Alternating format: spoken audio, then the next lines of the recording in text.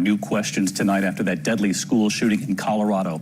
Law enforcement tonight is now investigating whether a security guard on the scene fired his weapon, possibly hitting sheriff's deputies or a student by accident. And tonight you will hear the young student, just 12, who describes what it's like during a shooting when you have to think, how will I defend myself? Here's ABC's chief national correspondent, Matt Gutman now.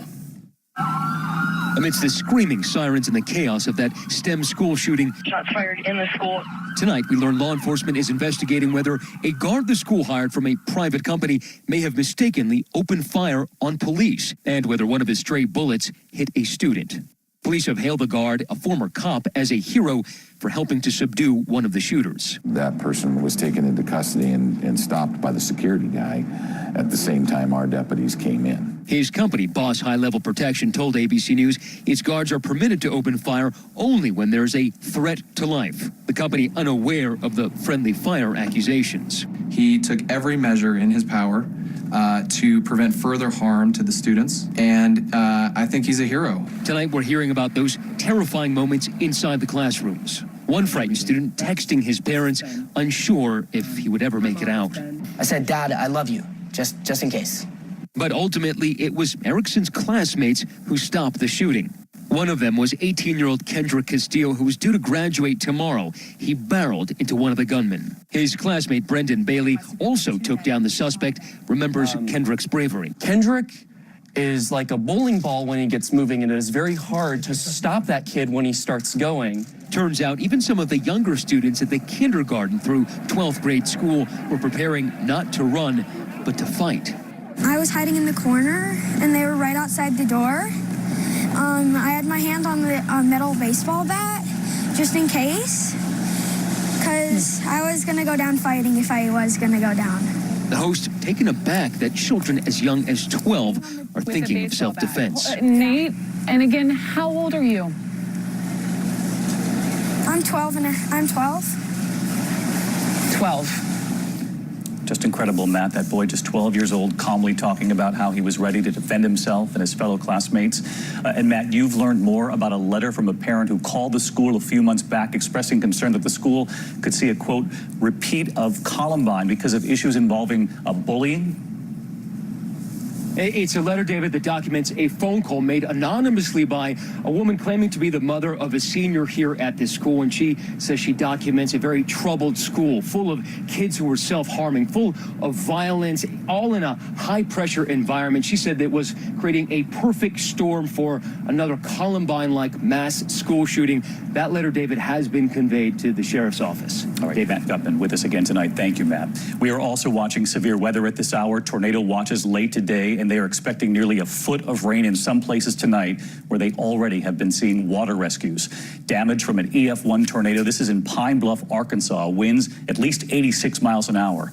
People rescued by boat from flooded homes near Shreveport, Louisiana. And this alarming image tonight, this was captured by a student riding a school bus near Houston as they pull through several feet of water.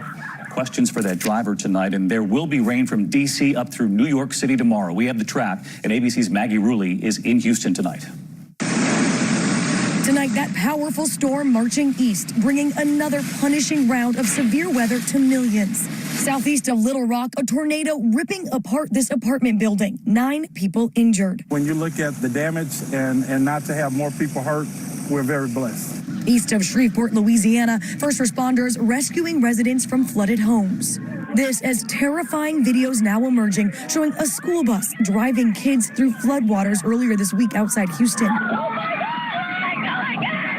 The district telling us everyone is okay and that they're reviewing the incident. Residents in nearby communities now dealing with the destruction that water left behind. I've lost everything. Some 400 homes flooding in Kingwood alone. Southeast Texas is now bracing for more rounds of rain. In Rosenberg, we meet Chris Vorse packing up his family's home. So why did you decide to evacuate this time? We're just trying to err on the side of caution this year. It's better to get our stuff out now than be in the water and try to get it out. And David, we've already gotten up to 10 inches of rain here in the Houston area. And look, that's been enough for this river to overflow, flooding these roadways. And now we're gearing up for another 6 to 10 inches of rain here. And David, that's making flash floods a major concern. All David? right, Maggie, we're thinking about everyone there in Houston tonight. Thanks to you. And let's get right to meteorologist Rob Marciano tracking it again for us tonight. Hey, Rob. Hi, David. The back half of the system being reinforced by cold air that brought snow to Denver and Minnesota. Now more severe thunderstorms to South Texas. Here it is on the radar. You see that? Watch up for San Antonio and Laredo. That congeals over Houston tonight. But Baton Rouge, New Orleans, Mobile, you're getting it right now. The northern part of this system does accelerate. The Mid-Atlantic, the Carolinas, the Northeast tomorrow, you'll get some showers and storms. But over Houston, that wave, several more pulses of rain coming tonight and Saturday during the day. Flash flood watches for Southeast Texas, much of Louisiana, 6 to 10 inches of additional rainfall over some of the same areas, flooding a concern right through the weekend. David? Rob Marciano, our thanks to you again tonight, Rob.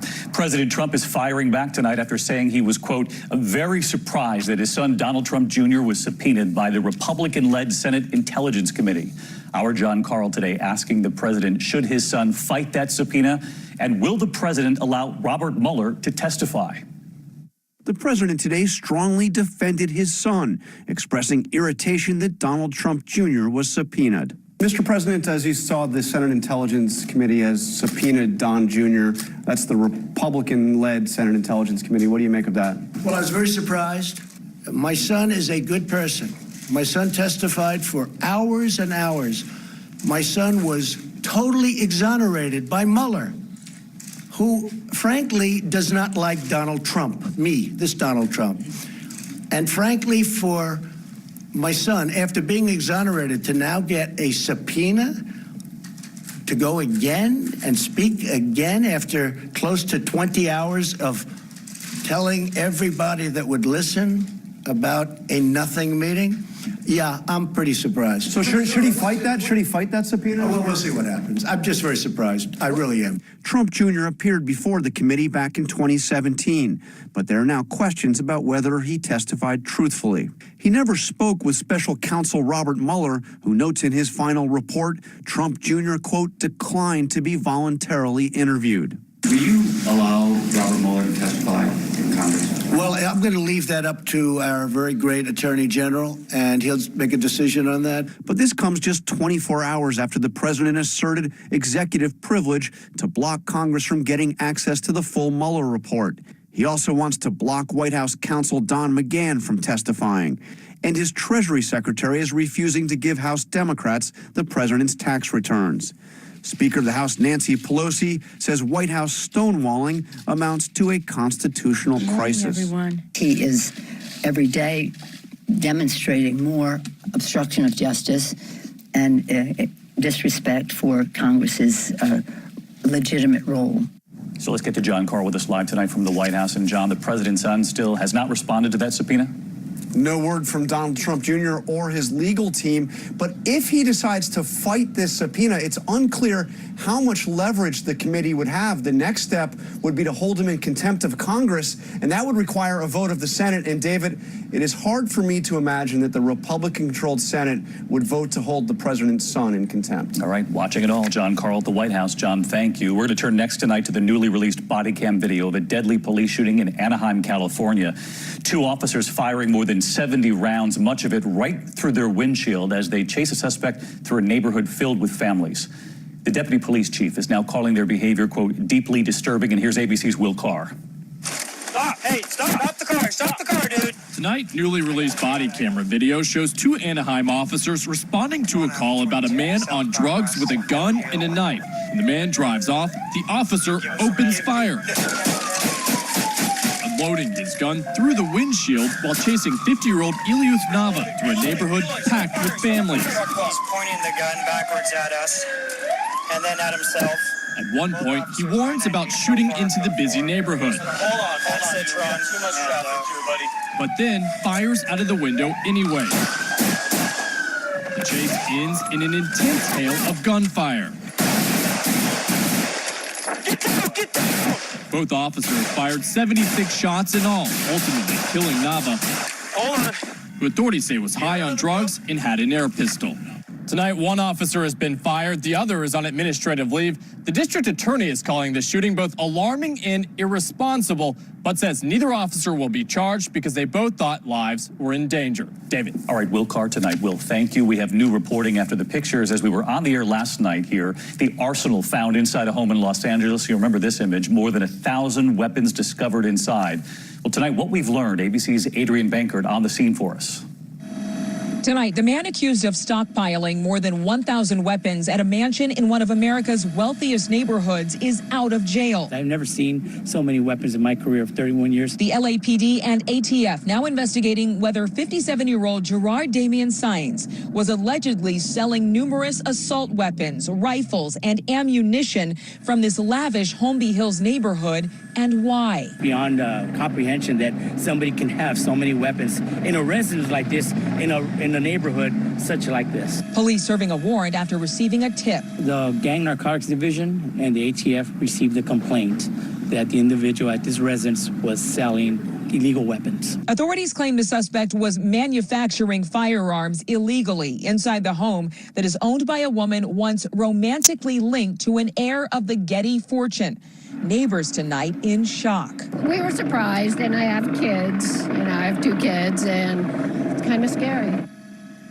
The suspect's bail was set at $50,000. He posted bond and was released today. David? Adrian, thank you. And a headline on the economy tonight, stocks falling again today, though not as steep as yesterday. It comes amid concern over possible new U.S. tariffs on Chinese goods. The Dow closing down just under 139 points today, losing more than 650 points this week after President Trump threatened to raise tariffs. U.S. and Chinese negotiators face a midnight deadline tonight to make a deal. We turn next tonight here to the 3-year-old boy fighting cancer. His parents object to chemotherapy, but tonight a judge now weighing in, ordering the treatment begin. Here's ABC's Victor Akendo. The Florida boy at the center of a legal tug of war, now ordered to undergo chemotherapy against his parents' wishes. This is not about whether we're choosing alternative therapies, natural therapies. This is about our rights as parents to seek other options. The parents of 3-year-old Noah McAdams, who was diagnosed with leukemia, took their son to Kentucky for alternative treatments after they say he had violent mood swings from chemotherapy. They claim tests showed his cancer was gone, but police in Florida soon tracked them down and removed Noah from their home. Doctors who treat this cancer say blood tests don't show the full picture. We have no way of saying that he is cured of leukemia this early in therapy. Noah's parents are vowing to fight the court's decision. There are other options other than chemotherapy, and I think this really opened up a good discussion on parental rights, about patient rights. David, the judge ruled the family can use other treatments, but Noah must undergo 14 more days of chemotherapy, after which doctors will determine whether his leukemia is in remission. David? All right, Victor Akendo, thank you. To the index of other news tonight, and we have new images this evening of that deadly gas explosion that we reported on in Durham, North Carolina. Video from a shuttle bus now showing the blast last month. That driver there then covering his face and ears, the explosion damaging much of the block. One person was killed, up to 24 hurt. The driver of that bus says he now suffers from headaches and hearing loss. To the fake heiress sentenced here in New York City today, Anna Sorokin in tears, learning she will spend up to 12 years in prison for swindling hundreds of thousands of dollars from friends, banks, and hotels. She claimed to be worth about $67 million. Prosecutors say she didn't have a cent to her name. The whale watch rescue off Washington State. Authorities believe the boat hit a rock and began taking on water near Smith Island. About 45 passengers were moved to those rescue vessels. We're told no one was injured.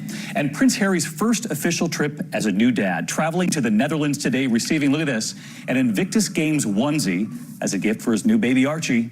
He says Archie is his new focus, no surprise there. And Harry today opening up about the loss of his mother, Princess Diana, saying when you lose your mother, it's like losing some kind of security. Finally tonight here, America Strong. It's not how fast you run the race, it's how you finish. And in this case, who you finish with.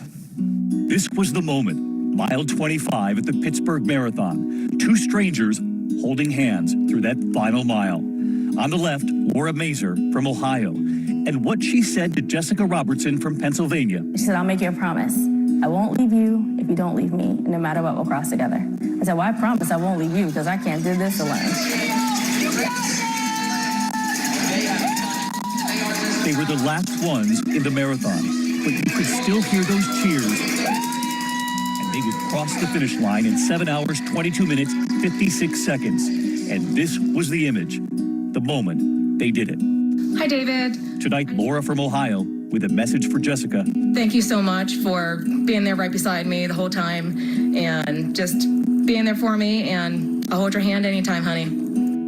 Hi, David. And Jessica with a message for Laura, who offered to hold her hand until the end. It showed me that I'm stronger than I knew and that I can accomplish anything with friends and family in my corner. Laura and Jessica with a reminder for us all. I'm David Muir. Thanks for watching tonight. Good night.